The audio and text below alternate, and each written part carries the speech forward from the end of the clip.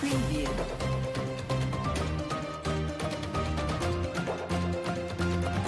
Preview. 大家好，这里是华文天下，我是主播小华。正文开始前，麻烦您点赞关注，您的支持是我最大的动力，谢谢。今天我们来讲，全球疫情全面爆发，多国正要感染，部分人已经死亡。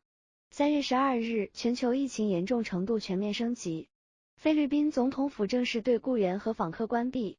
据外媒报道，因内阁中的3位高官和2名参议员接触过新冠肺炎感染者，菲律宾总统杜特尔特将接受新冠肺炎病毒检测。就在前一天，伊朗第一副总统贾汉吉里、英国卫生与社会保障部副国务大臣纳丁多利斯相继被确诊感染新冠肺炎，目前已被隔离。据中国经济周刊记者不完全统计，目前已有28名外国政要被确诊，其中5人去世。伊朗内阁损失惨重。3月11日确诊的贾汉吉里是伊朗第一副总统，是总统鲁哈尼最重要的副手。这也是自新冠肺炎疫情在伊朗爆发以来，该国第2位确诊的副总统。此前，伊朗负责妇女和家庭事务的副总统埃卜特卡尔确诊。截至3月11日，伊朗新冠肺炎感染累计9000例，新增死亡63例，累计死亡354例。疫情防控形势严峻，最先被疫情击倒的是伊朗政坛。2月25日，伊朗卫生部副部长哈利奇确认感染新冠肺炎。此前一天，哈利奇还参加了有关疫情情况通报的发布会，在当天的发布会上，哈利奇频繁擦汗，还时不时的咳嗽。接下来一段时间，伊朗政坛几乎每天都会爆出确诊的坏消息。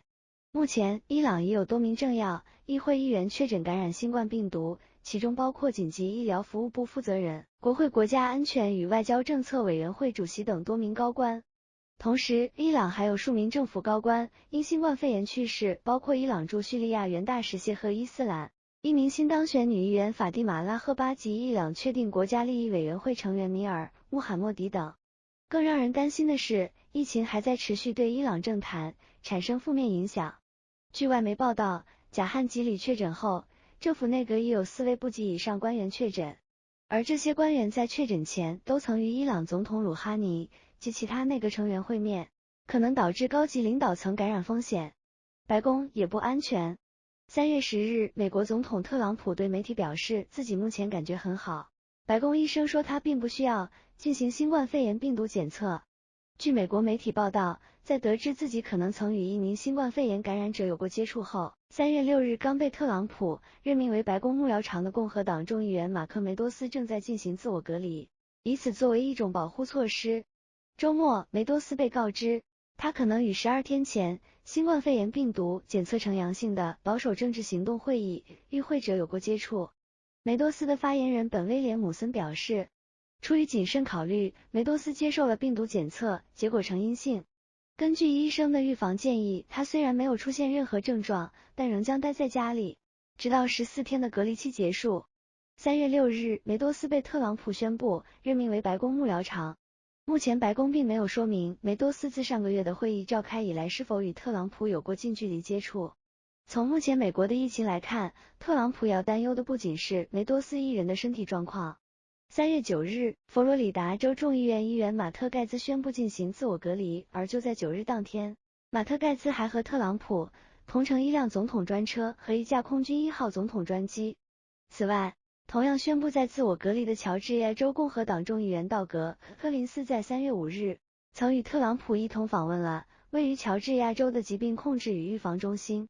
当天公布的照片显示，柯林斯曾在乔治亚州的停机坪上与特朗普握手。